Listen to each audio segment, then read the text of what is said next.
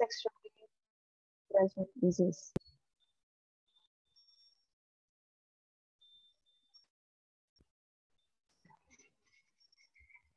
Untuk istilah sexually transmitted infections atau penyakit menular infeksi ini dibuat berdasarkan cara penularan atau cara transmisi patogen melalui hubungan seksual. Jadi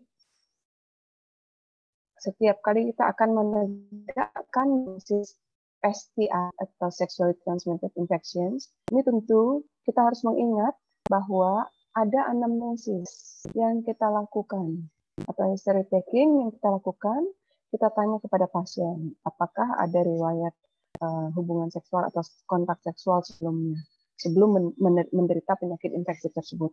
Nah, jadi topik hari ini kita akan mempelajari khusus mengenai STI.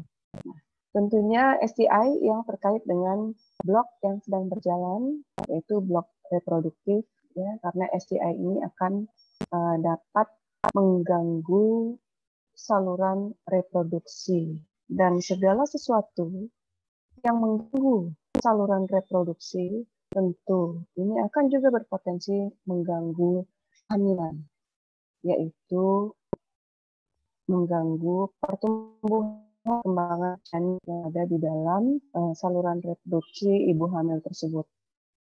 Jadi kita kaitkan penyakit STI ini, sexually transmitted infection, dengan saluran reproduksi, ya, infeksi saluran reproduksi yang mana akan dapat mengganggu kehamilan. Nah, seperti yang kita ketahui bahwa mikroorganisme itu terdiri dari bakteri, virus, jamur, dan juga beberapa parasit yang bersel tunggal. Bakteri, virus, jamur ini semua bisa menyebabkan penyakit menular seksual. Ya, ada bakteri yang menyebabkan penyakit menular seksual, ada virus, ada jamur. Nah, semuanya ini bisa berpotensi menyebabkan penyakit menular. Salah satu di antaranya adalah penyakit menular seksual yang kita lihat atau kita kategorikan berdasarkan gejalanya. Penyakit menular seksual atau STI berdasarkan gejalanya dapat kita bagi atas 3. Nah, gejala adanya atau sekret yang purulen atau mukopurulen.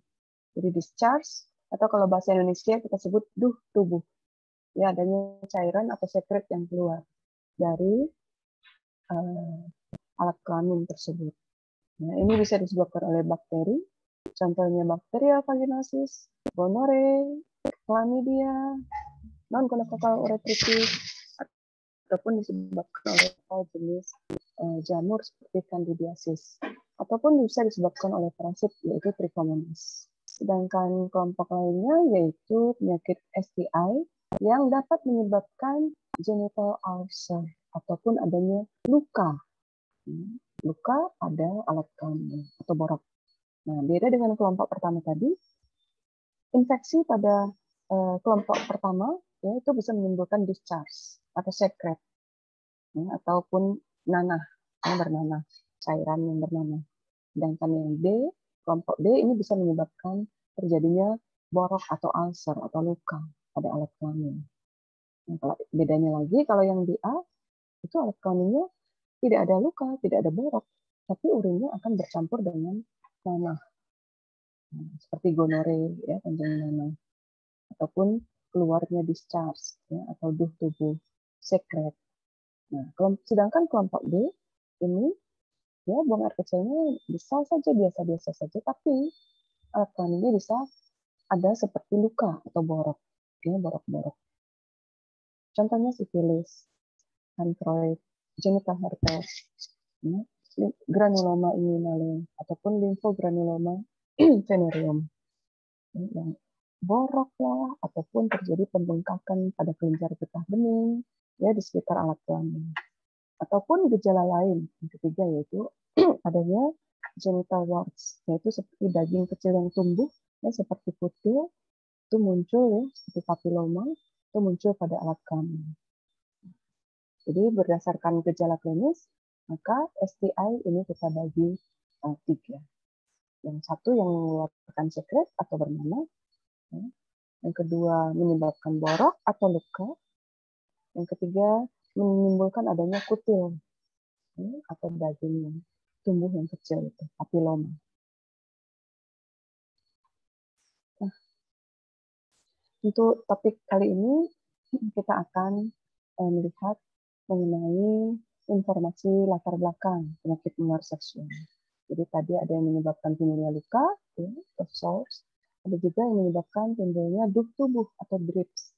Ya, gitu. Dan juga kita akan mempelajari mengenai penularan atau transmisi penyakit menular seksual pada HIV. Nah, ini kita ketahui, ya, Human Immunodeficiency Virus ini adalah penyakit yang paling ditakuti, ya, penyakit menular seksual yang paling ditakuti, ya, karena banyak dapat menyebabkan kematian. Ya, kita tahu sesuai dengan namanya saja sudah human manusia, immunodefisiensi, ya, kekurangan penurunan sistem imun, P-nya virus. Virus yang melumpuhkan sistem imun manusia. Akibatnya, kenapa dia ditakuti? Karena dia banyak menyebabkan kematian. Virusnya sendiri menurunkan daya tahan. Sebenarnya virusnya tidak menyebabkan kematian. Kenapa timbul menurunkan daya tahan? Karena virusnya menyerang sel-sel imun, terutama leukosit jenis limfosit CD4. Ini menurun. Dan akibat dari penurunan jumlah CD4 ini, maka masuklah dengan mudah patogen-patogen lain menginfeksi pasien. Patogen-patogen lain atau sekunder infeksi inilah yang menyebabkan kematian pada pasien. Contohnya TB, menyerang HIV dengan sangat mudah. Karena CD4-nya udah nggak ada. Jadi TB-nya ya gampang berkembang biak tanpa perlawanan dalam tubuh pasien HIV tadi. Akibatnya pasiennya mati bukan karena HIV-nya, tapi karena TB-nya. Begitu juga sekunder infeksi yang lain. Candida aja yang pada orang normal, tadinya sebagai flora normal di mulut atau di saluran cerna, begitu pasien mengalami HIV, penurunan sistem imun tubuh, flora normal Candida di mulut tadi akan berkembang biak dengan sangat mudah, sangat cepat, sehingga muncul gejala mulutnya putih ya, leukoplakia, karena Candidanya berkembang biak. Dan sekaligus pada HIV tadi, yang tadinya Candidanya flora normal, di dalam saluran cernanya, karena sistem imunnya menurun, maka Candida ini akan berkembang biak dengan sangat mudah di saluran cerna, menyebabkan gejala diare yang terus-menerus pada pasien HIV. Akibatnya dia menjadi kurus, kering, makin lama makin kurus, dan akibatnya meninggal.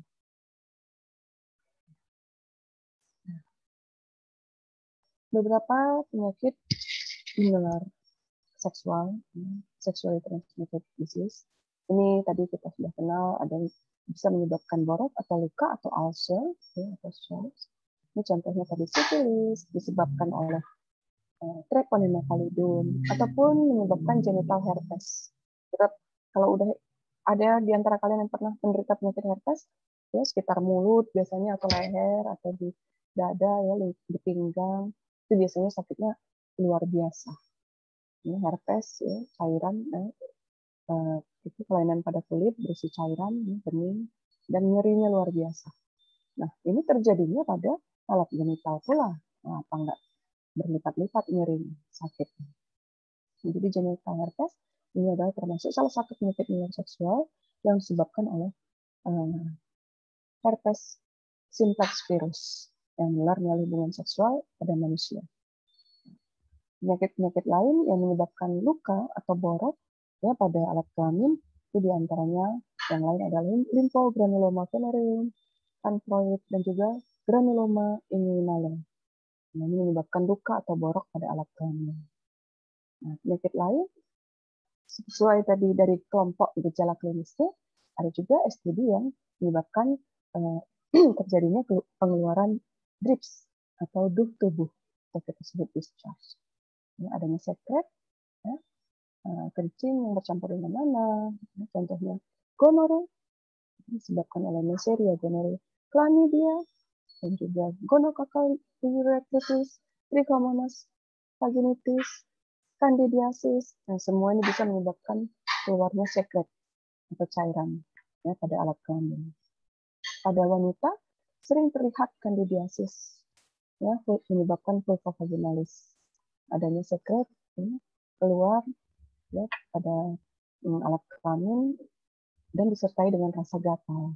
Infeksi jamur dia biasanya khasnya terjadi rasa gatal. Kalau infeksi bakteri, contohnya Neisseria gonorrhoeae, ini khasnya bernanah dan nyeri. Ya. Sedangkan kandidiasis biasanya khasnya gatal. Nah, kalau infeksi virus biasanya nyeri juga. Ya, tapi bening kalau infeksi virus. Beberapa penyakit lain yang bisa menyebabkan infeksi STD diantaranya adalah virus golongan human papilloma virus. Ini tadi kelompok C yang menyebabkan adanya gejala genital warts ataupun kutil ya daging tumbuh pada alat kelamin atau alat genitalia.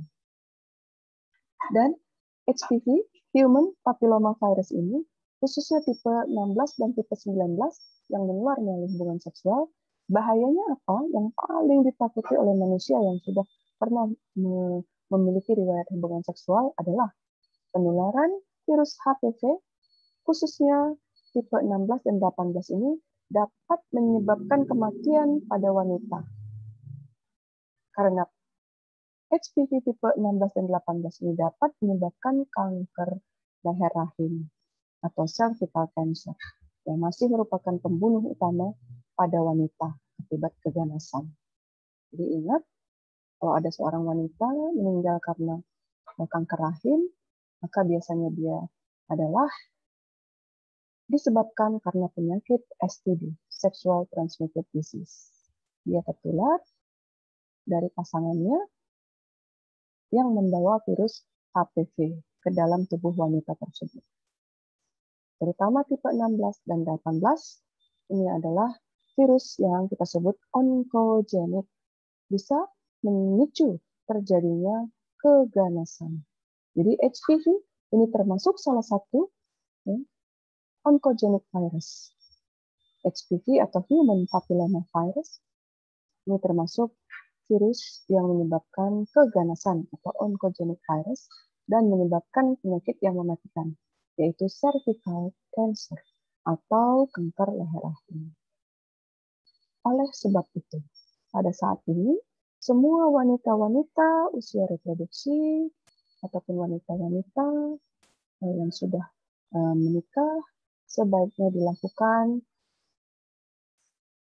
vaksinasi untuk mencegah HPV ini, sekaligus untuk mencegah terinfeksi oleh cervical cancer. Nah, jadi ini sangat penting ya vaksinasi untuk mencegah infeksi oleh human papilloma virus. Dan juga tentunya infeksi human papilloma virus ini dapat dicegah pada wanita yang sudah memiliki riwayat hubungan seksual dengan cara melakukan pemeriksaan kesehatan berkala minimal 6 bulan sekali atau paling tidak setahun sekali. Lakukan swab ya, dengan pemeriksaan IVA untuk melihat apakah sampel swab tadi ya dari vagina, sampel swab endocervix tadi sudah ditemui sel-sel yang abnormal atau masih dalam batas normal. Sel-sel dari sampel swab endocervix tadi itu diperiksa ya, di patologi anatomi, ya, pemeriksaan histopatologi dari swab vagina tadi apakah sel-sel swab tadi ya dari sampel swab tadi masih normal seluruhnya atau sudah mulai dijumpai adanya perubahan sel dari normal di sel yang abnormal. Jadi paling tidak wanita yang sudah berkeluarga sebaiknya dilakukan edukasi untuk melakukan pemeriksaan rutin ya, dalam mencegah terjadinya cervical cancer. Kenapa? Karena sering-sering cervical cancer ini ditemukan pada wanita yang tidak pernah melakukan cek kesehatan. Tiba-tiba ucuk-ucuk udah stadium lanjut. 6 bulan kemudian meninggal. Nah, inilah bahayanya penyakit menular seksual. Tidak terasa, tidak terlihat, tiba-tiba muncul saja penyakit yang sudah berat. Apakah tadi cervical cancer, atau gonore, ataupun HIV, atau hepatitis B, dan seterusnya. Jadi, ini akan sangat berbahaya jika ini juga menular kepada ibu hamil. Selanjutnya kita lihat satu persatu. Yang pertama adalah bacterial vaginosis. Sesuai dengan namanya, bacterial vaginosis ini adalah peradangan pada vagina yang disebabkan oleh bakteri. Oleh sebab itu, dia masih kontroversi. Apakah bacterial vaginosis tadi bakterinya menular melalui hubungan seksual atau memang wanita tadi kurang menjaga kebersihan, hygiene, dan sanitasinya dengan baik? Sehingga bacterial vaginosis ini masih bisa terjadi tanpa adanya riwayat hubungan seksual. Nah, dok, saya belum pernah menikah. Tapi kok dokter mendiagnosis saya sebagai bacterial vaginosis? Ada Klucel, ya kan, Gardnerella vaginalis, dan seterusnya. Trichomonas, padahal dia belum pernah melakukan hubungan seksual. Ada Candida, Giselle. Nah, kalau Candida tentu dia termasuk infeksi oleh jamur, dan namanya Candidiasis vaginalis. Kalau bacterial vaginosis ini disebabkan oleh bakteri-bakteri. Bisa ada riwayat hubungan seksual, bisa juga tanpa riwayat hubungan seksual. Katakan pada orang yang belum menikah. Tentu ini disebabkan oleh hygiene yang kurang baik, terutama pada wanita. Namun, ini tidak berlaku bagi penyakit STD yang lain. Contoh, GO. Kalau sudah GO, pasti pada dewasa tersebut ya sudah ada riwayat melakukan hubungan seksual. Nggak ada istilah, dok, saya nggak pernah melakukan hubungan seksual. Tapi saya cuma meminjam handuk atau pakaian dalam teman saya. Ini tidak berlaku. Jadi kalau ada GO, sifilis, kita pastikan ada anamnesis, pernah melakukan hubungan seksual. Kecuali pada neonatus tentunya. GO pada neonatus, tentu dia tertular pada saat mengalami kontaminasi waktu lewat jalan lahir ibu. Nah, itu pun yang terkena adalah bagian mukosa mata, konjungtivanya merah. Tapi kalau bacterial vaginosis ini masih kontroversi. Ya. Selanjutnya kita lihat apa saja bacterial vaginosis yang bisa terjadi akibat infeksi bakteri. Di antaranya adalah Gardnerella. Ini disebabkan oleh Gardnerella vaginalis. Kemudian ada juga infeksi bakteri yang lain, di antaranya disebabkan oleh Mobilinfus. Ini juga sama-sama gram negatif, sama seperti Gardnerella. Nah, biasanya gejalanya adalah tentu sama seperti yang tadi. Ya, terjadi adanya duk tubuh atau sekret atau cairan ya, akibat pertempuran antara polimorfonuklear atau PMN dengan patogen-patogen ini, dengan Gardnerella tadi, ataupun dengan Mobilinfus. Jadi karena sekret tadi, ya, sekret vagina, tentu ini adalah berasal dari pertempuran antara sel-sel peradangan ya, polimorfonuklear yang berusaha untuk memusnahkan patogen-patogen yang ada pada vagina. Ini terutama dijumpai pada wanita 20-30 tahun, ya, wanita muda. Kemudian kita sudah mempelajari pada pelajaran sebelumnya bahwa dalam pemeriksaan mikrobiologi bisa kita lihat dari pemeriksaan mikroskopik langsung, ya, karena ini susah dikultur, tapi pemeriksaan mikroskopnya gram terlihat. Terlihat bakteri gram negatif, Coccobacilli, ya, agak berbentuk batang dan juga mengelilingi sel epitel atau kita sebut clue cell. Nah, ini ciri-ciri dari bacterial vaginosis, ada clue cell. Nah, mikroorganisme lain yang bisa menyebabkan penyakit vaginosis adalah Mycoplasma hominis. Ini adalah jenis bakteri. Nah, kalau yang lain itu termasuk golongan Candida tentunya. Infeksi atau peradangan pada vagina yang disebabkan oleh Candida tentu kita sebut Candidiasis vaginalis. Bukan bakterial vaginosis ya, tapi Candidiasis vaginalis. Nah, seperti itu.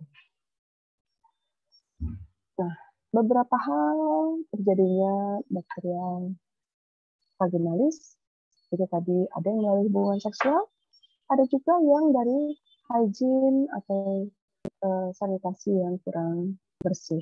Di antaranya patofisiologi bisa kita lihat ya pada siklus menstruasi ya, biasanya ini akan bisa mengganggu derajat keasaman atau pH di lingkungan vagina yang biasanya pH-nya asam. Nah, perubahan hormon pada siklus menstruasi ini akan bisa meningkatkan pH menjadi basa. Dalam keadaan basa inilah flora normal yang tadinya sedikit dia akan berkembang biak dengan banyak dan menyebabkan bakteri-bakteri ini akan berkembang biak dan menimbulkan gejala infeksi. Yang dalam keadaan normal dia ditahan oleh pH asam, tapi dalam keadaan basa bakteri ini akan berkembang biak. Tentu saja begitu bakteri ini akan menjadi berkembang biak menjadi banyak dan dia akan bakteri yang banyak ini akan menimbulkan gejala infeksi. Bakteri lain adalah Gardnerella vaginalis dan Bacteroides.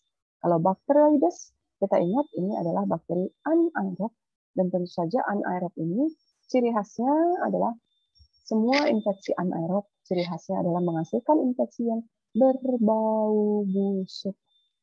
Nah, jadi inilah sebabnya kita harus menjaga kebersihan alat reproduksi atau saluran-saluran reproduksi, ya, baik pria maupun wanita, terutama dari penyakit menular seksual. Lihat lagi bahwa ini sudah pernah kita pelajari, kriteria Amsel, ini dijumpainya Klussel, yaitu adanya sel-sel bakteri ya, dari pewarnaan gram. Ini kita lihat pada sel epitel yang dikelilingi oleh bakteri-bakteri seperti Gardnerella itu. Nah, pH vagina ini salah satu kriteria di mana sekret yang kita ambil tadi, kalau kita lihat pH-nya bukannya asam 3,8 sampai 4,2, melainkan sudah meningkat ke arah basa, yaitu di atas pH 4,5, di mana bakteri-bakteri ini tidak ada yang menghambat pada pH basa ya menuju basa. Ya tentunya yang kita sebut normal sebenarnya kan 7. Tapi dibandingkan dengan pH normal di lingkungan vagina itu pH di atas 4,5 ini sudah menuju sifat basa. Sehingga tidak ada lagi hambatan dari asam-asam ya, dari pH asam ini terhadap sel-sel flora normal ataupun contohnya Gardnerella tadi. Dan kriteria lain adalah berbau ikan, amis ya, bau amis. Nah, ini khas. Dan juga tentu saja kita melihat adanya vaginal discharge. Sekret yang putih keabu-abuan. Nah, seperti itu. Ini contoh Klussel tadi. Ini adanya sel epitel dikelilingi oleh sel-sel bakteri. Ini dari pewarnaan gram, kita melihat dengan sangat mudah. Nah, tentu kalian semua sudah tahu, sudah pernah melakukan pewarnaan gram ya. Seperti ini hasilnya. Jika ada sel epitel, kelilingnya permukaan dikelilingi oleh sel-sel bakteri patogen ya, dari sampel sekret atau swab vagina atau endocervix, maka kita bisa menegakkan diagnosis adanya bakterial vaginosis. Ya. Bakterial vaginalis ini disebabkan oleh bakteri-bakteri pada vagina. Kemudian kita lihat penyakit berikutnya selain adanya gejala tubuh atau discharge ya atau sekret, kita lihat penyakit lain yang termasuk ke dalam sexual transmitted disease yang bisa menimbulkan gejala luka ataupun borok. Nah, untuk borok ini pun dibagi dua. Ada borok yang nyeri, ada borok yang tidak nyeri. Nah, kalau herpes sudah pasti nyeri. Jangankan di alat kelamin, herpes di sekitar mulut atau di dekat dada atau pinggang aja pun itu luka yang disebabkan oleh virus herpes itu adalah sangat nyeri, apalagi kalau di alat kelamin. Jadi alat kelaminnya luka, ya nyeri, disertai rasa nyeri. Biasanya cairannya pun ada dia bening. Jadi herpes itu nyeri, kankroid juga nyeri. Yang tidak nyeri biasanya sifilis, granuloma venereum, dan juga granuloma bengkak. Ya. Jadi bengkak kelenjar getah beningnya ya di sekitar alat kelamin. Nah, itu ciri-ciri khas dari penyakit menular seksual yang menimbulkan gejala ulcer ataupun borok. Jadi yang paling penting juga kalian ingat bahwa sering awam dia tidak bisa membedakan mana itu kencing nanah, mana itu sifilis. Mereka menganggapnya itu sama-sama penyakit menular seksual. Iya betul, sama-sama penyakit menular seksual. Tapi kencing nanah itu alatnya tidak ada borok. Ya, pada wanita maupun laki-laki. Namun kalau dia mengeluarkan urin atau berkemih, maka ini sangat-sangat nyeri. Karena kencingnya bercampur dengan nanah akibat infeksi oleh Escherichia gonorrhoeae. Nah, sedangkan sifilis ini alat kelaminnya terlihat borok. Ya, walaupun tidak nyeri, tapi udah ada luka-luka pada alat kelamin. Nah, seperti itu. Nah, sekarang kita masuk melihat apa saja sexual transmitted infections yang disebabkan oleh virus. Di antaranya adalah herpes, ini disebabkan oleh herpes simplex virus. Ada penyakit hepatitis B disebabkan oleh virus hepatitis B. Molluscum contagiosum ini adalah penyakit yang disebabkan oleh penularan virus Molluscum contagiosum. Ada Condyloma acuminata ini disebabkan oleh virus human papilloma virus. Dan juga ada penyakit AIDS, Acquired Immunodeficiency Syndrome, disebabkan oleh virus human immunodeficiency virus. Jadi ini adalah virus-virus yang menular melalui hubungan seksual. Bukan cuma HIV, tapi penyakit-penyakit ini semua bisa menyebabkan penyakit yang menular melalui hubungan seksual. Termasuk tadi HPV tipe 18 dan tipe 16 ini bisa menyebabkan kanker leher rahim. Kanker serviks yang menjadi pembunuh utama pada wanita. Sebelumnya saya tanya, apakah suara saya masih terdengar jelas atau kurang keras atau seperti apa? Apakah jelas, suara saya kurang keras? Atau perlu dikeraskan lagi?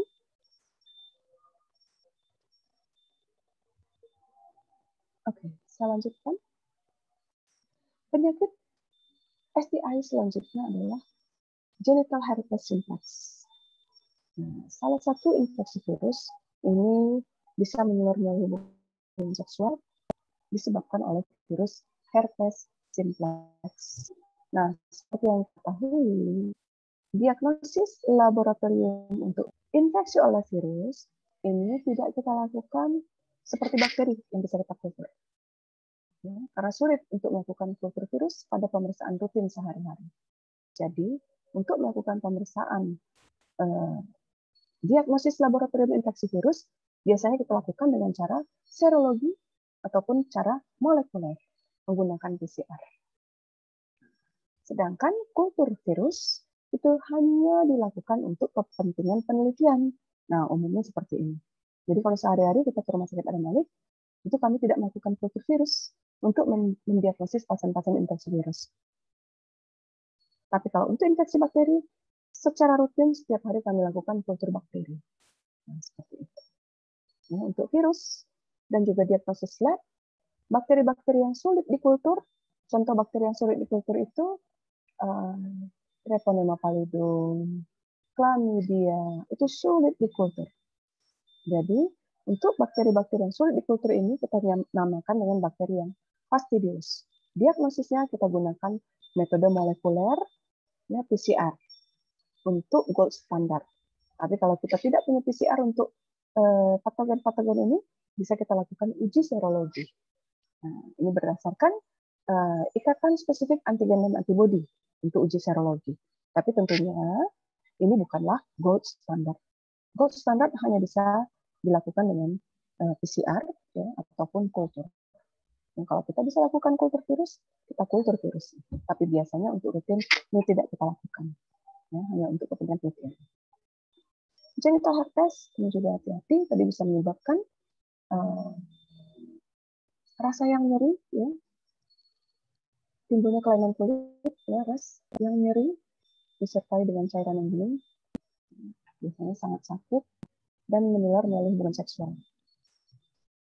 Ini disebabkan oleh herpes simplex tipe 2 yang umumnya 80-90%. Komplikasi yang bisa ditimbulkan oleh herpes simplex yang menular melalui hubungan janin bisa mengganggu neonatus ya, pada saat lewat jalan lahir, dan juga bisa meningkatkan HIV, ya, penularan HIV. Kemudian juga tentu ini akan menimbulkan rasa yang tidak nyaman, ya, karena memang sangat nyeri di alat kelamin. Kemudian penyakit infeksi STI oleh virus yang lain adalah tadi yang kita pelajari HPV dan cervical cancer. Ini disebabkan oleh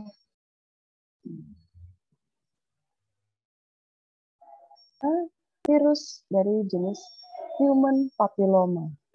Ya, ini merupakan virus DNA dan ini berhubungan dengan cervical cancer yang menjadi pembunuh utama pada wanita. Jadi hati-hati, banyak wanita dibunuh oleh cervical cancer ini akibat tidak terdeteksi secara dini. Oleh sebab itu, pencegahannya ada dua. Satu, lakukan vaksinasi pada pasangan usia subur.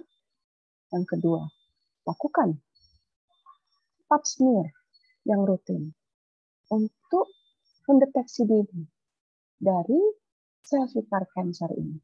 Jangan tiba-tiba ujuk-ujuk udah bergejala, udah berdarah, keluar bau busuk, udah stadium lanjut. Biasanya tidak lama lagi, biasanya meninggal. Nah, yang harus kita hati-hati, adanya infeksi HPV pada wanita ini. Ya, sesuai namanya, cervical cancer. Beruntunglah laki-laki nggak punya cervix, nggak punya leher rahim. Jadi yang menderita ini, kematian ini pada wanita.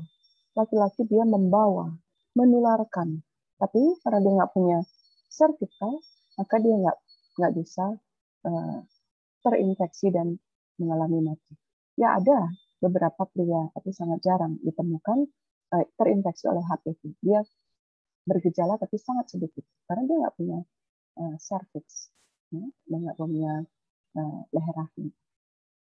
Jadi yang pasti pria ini membawa kepada wanita pasangannya dan memindahkan virus ini. Jadi laki-laki ini hanya sebagai pembawa. Begitu juga wanita yang menderita HPV ini jika berhubungan dengan laki-laki, tentu laki-laki ini mendapat dari wanita yang menderita HPV. Pulanglah laki-laki ini ke rumah, oleh-olehnya pun ikut dibawa. Dia menularkan kepada istrinya. Jadi seperti bola pingpong. Dapat dari sini, kirim ke sana. Dapat dari sana, balikkan ke sini. Jadi terus, kalau penyakit STD, ini seperti bola pingpong. Dapat dari wanita, pindah dari luar, pindah ke laki-laki.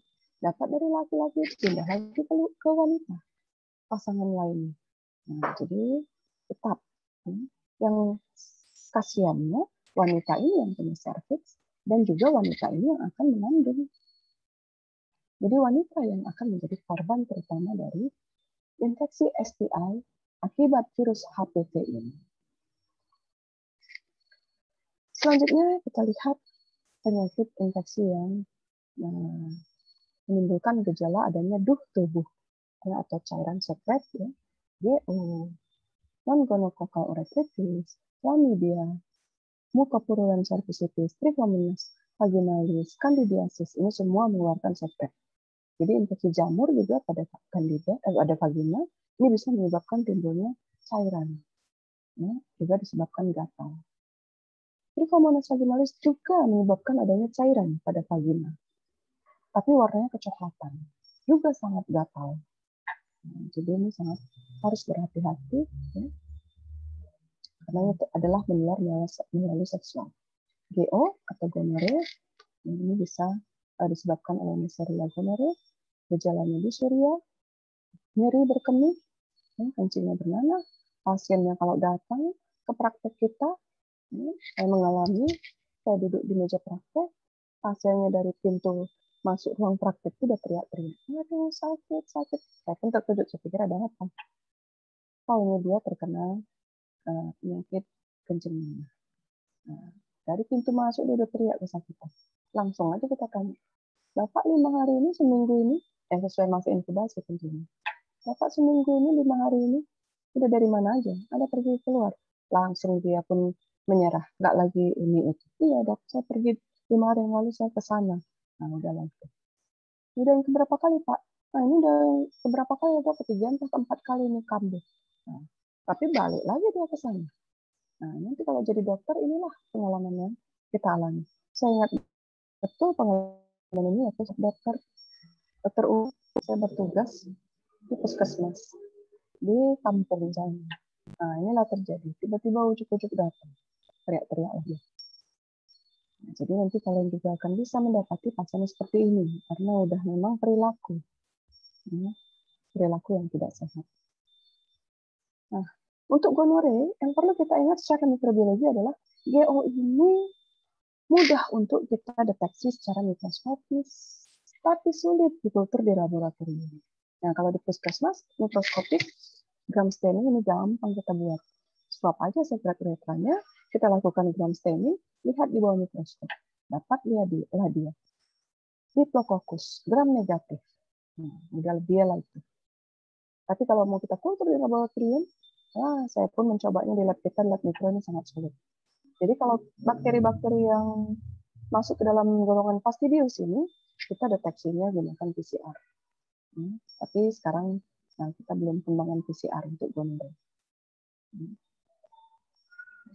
Baru kita gunakan gram staining. Pemeriksaan mikroskopis langsung dari sampel swab uretra.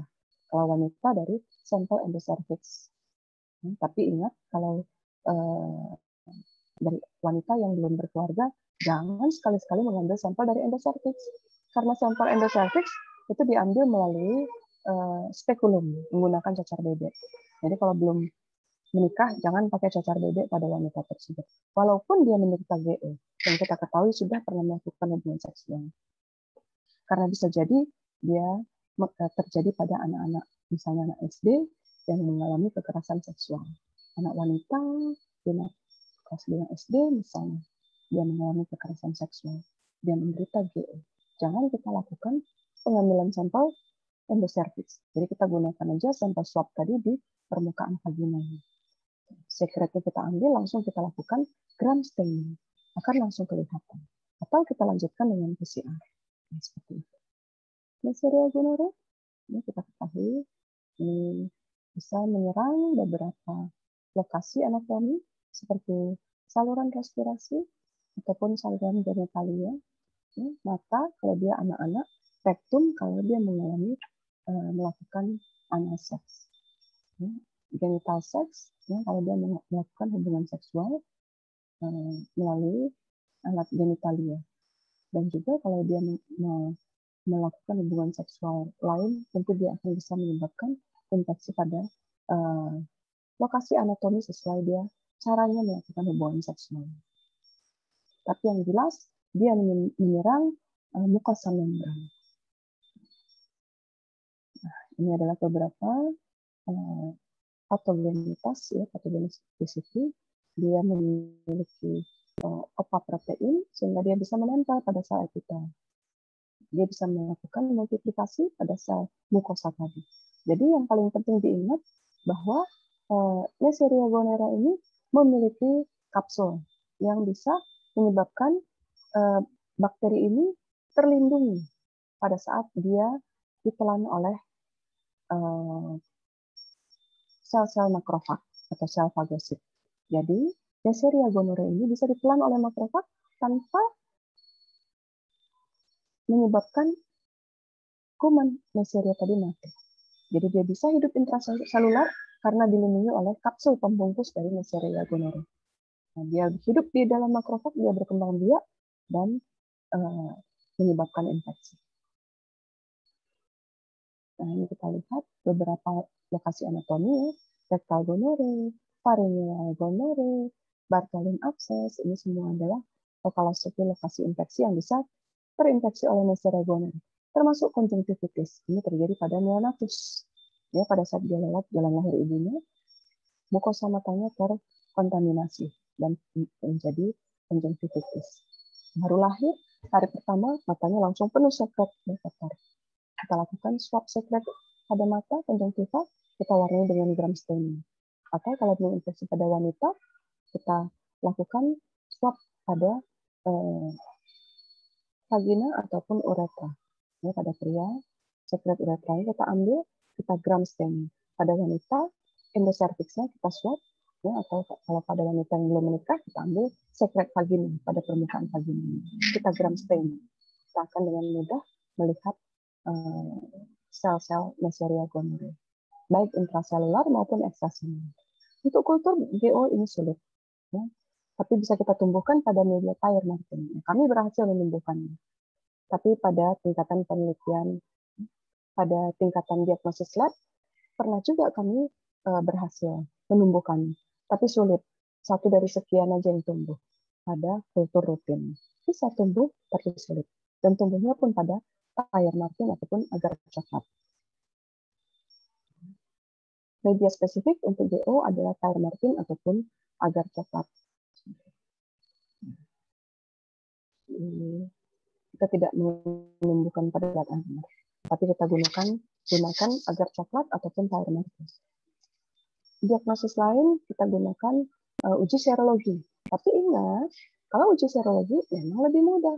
Namun dia bukanlah gold standard. Gold standard hanyalah jika kita menemukan bakteri.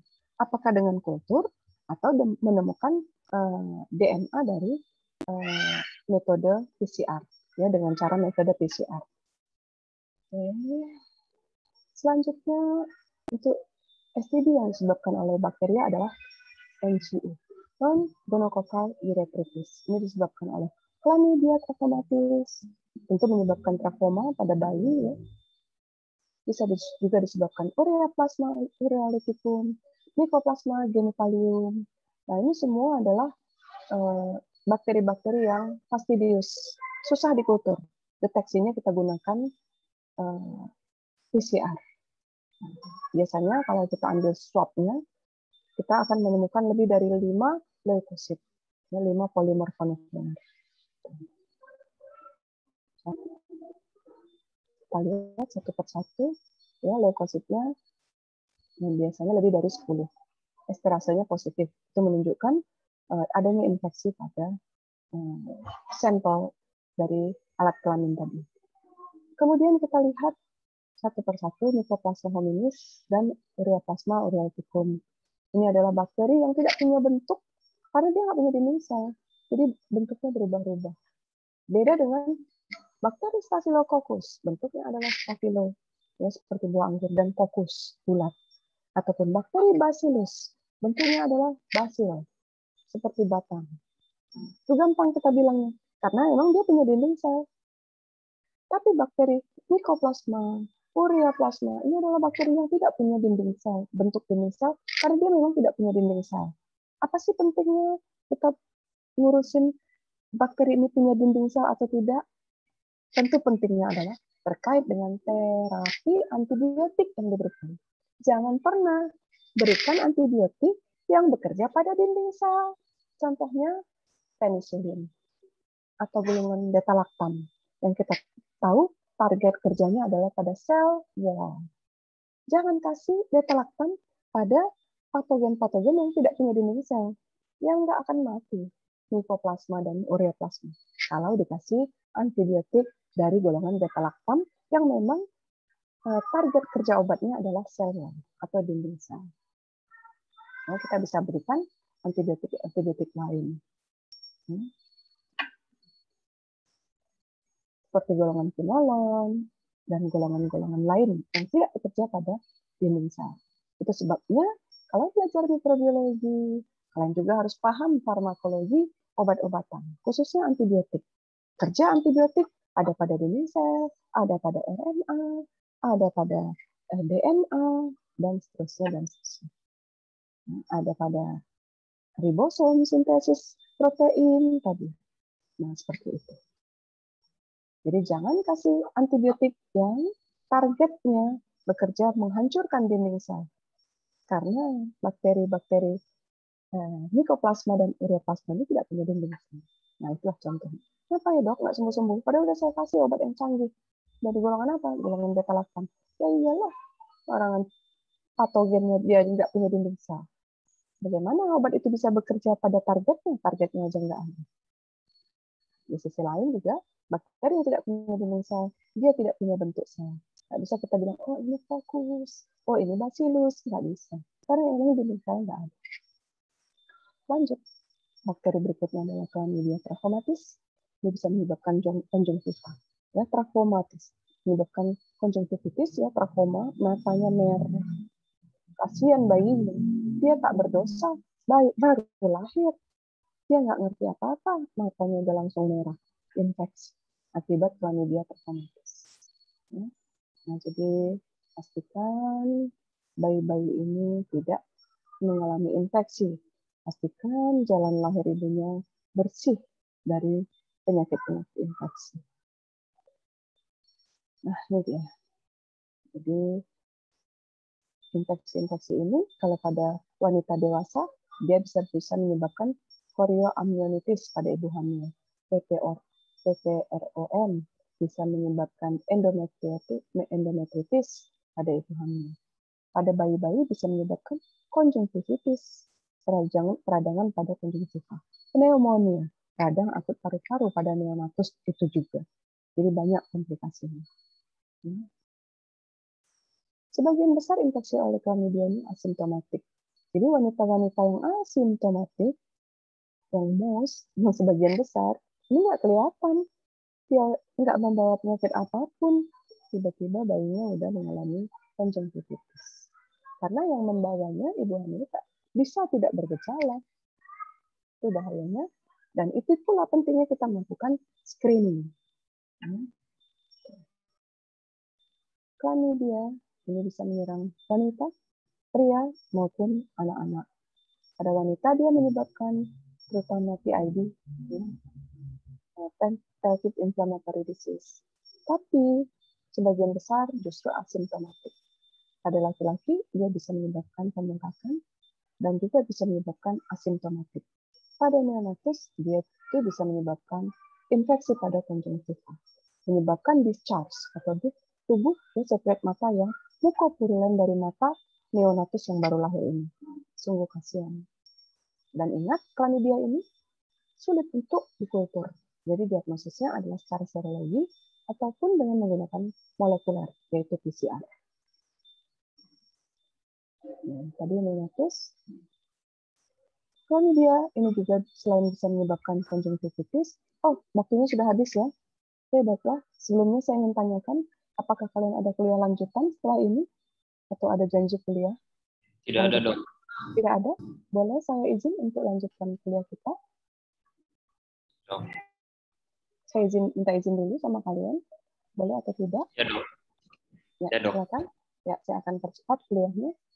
Chlamydia ini selain pada neonatus bisa menyebabkan konjungtivitis, pada orang dewasa juga menyebabkan penyakit menular seksual dengan gejala lymphogranuloma venereum. Ini bisa menyebabkan ulcer ya, atau luka pada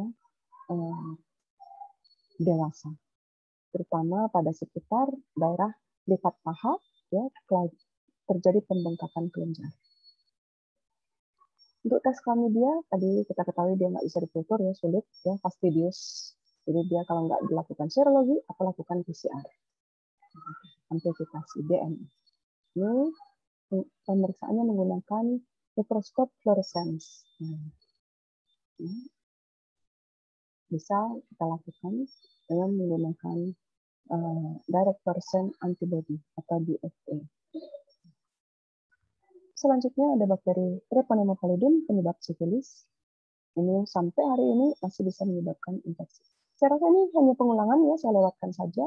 Ini minggu lalu kita sudah ada. Dan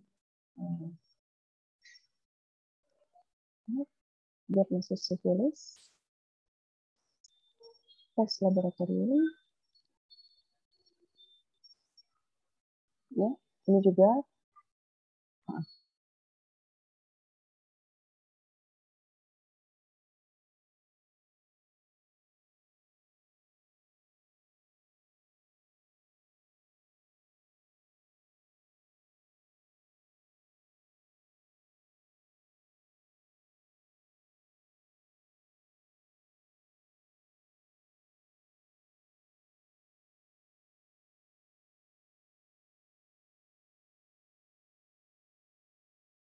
Izin dok, koneksinya terputus dok.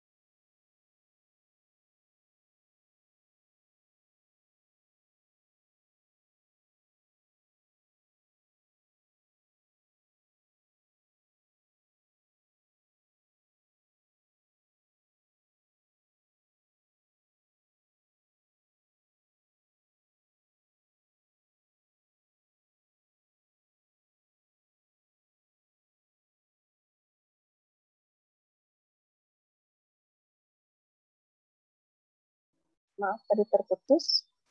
Saya akan lanjutkan sedikit lagi.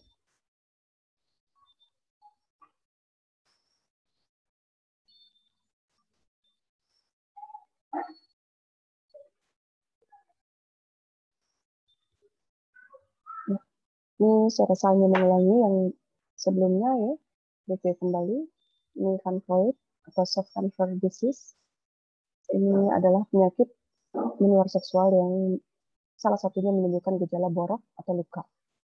Ini disebabkan oleh Haemophilus ducreyi. Bakteri ini adalah bakteri gram negatif dan kita sebut bentuknya pleomorphic. Kalau udah dibilang pleomorphic, artinya dia tidak punya bentuk. Ya, artinya sebetulnya dia tidak punya bentuk, pleomorph, ya, berubah-ubah bentuknya. Haemophilus ducreyi dikenal sebagai salah satu bakteri penyebab penyakit menular seksual Vancoid. Nah, untuk diagnosisnya tentu karena ini juga merupakan bakteri yang sulit dikultur, ya, beda dengan Pseudomonas, coli, Klebsiella, Staphylococcus itu gampang kulturnya. Tapi Haemophilus ini sulit untuk dikultur. Jadi untuk diagnosisnya biasanya kita gunakan uji serologi ataupun pemeriksaan PCR. Ini untuk gram staining, ya, tapi tentu kita tidak mudah untuk menemukan sebegitu saja Haemophilus ducreyi. Jadi untuk gold standarnya tentu kita lakukan harus dengan PCR. Nah, kemudian yang terakhir adalah mengenai penyakit HIV. Ini sudah kita kenal. Kalian juga tentu sudah terbiasa mendengar infeksi HIV ini, di mana virus HIV dia menyerang sel-sel leukosit jenis limfosit CD4. CD4 ini kita butuhkan untuk mekanisme sistem pertahanan tubuh terhadap patogen-patogen yang masuk ke dalam tubuh. Begitu virus HIV ini menyerang sel leukosit jenis limfosit CD4, maka CD4 ini akan menurun, ya, akan mati, mengalami kematian, dan jumlahnya menurun. Sehingga tubuh tidak ada lagi backup. Tidak ada lagi yang bisa membantu dalam melawan sel-sel patogen yang masuk ke dalam tubuh. Sehingga tentu saja pasien-pasien HIV ini akan dengan mudah diserang oleh patogen-patogen lain. bahkan oleh sel-sel, bahkan oleh bakteri-bakteri yang sebetulnya dia adalah bakteri flora normal yang memiliki sifat oportunis. Contohnya candida, ya, jamur candida. Tadinya dia ada dalam jumlah sedikit, begitu CD4 menurun, candida ini akan berkembang biak sebanyak-banyaknya dan menimbulkan gejala infeksi. Oke, saya rasa ini yang terakhir. Saya ucapkan terima kasih atas waktunya yang telah diberikan kepada saya pada hari ini untuk kuliah Sexual Transmitted Disease dalam blok GUS ini, ya, Genital Urinary System. Jadi walaupun kita mempelajari blok GUS, namun semua STI ini akan tentu sangat mengganggu kepada pasien-pasien kita yang high risk, terutama pada ibu hamil. Demikian kuliah saya pada sore hari ini, dan saya ucapkan terima kasih. Assalamualaikum warahmatullahi wabarakatuh. Waalaikumsalam.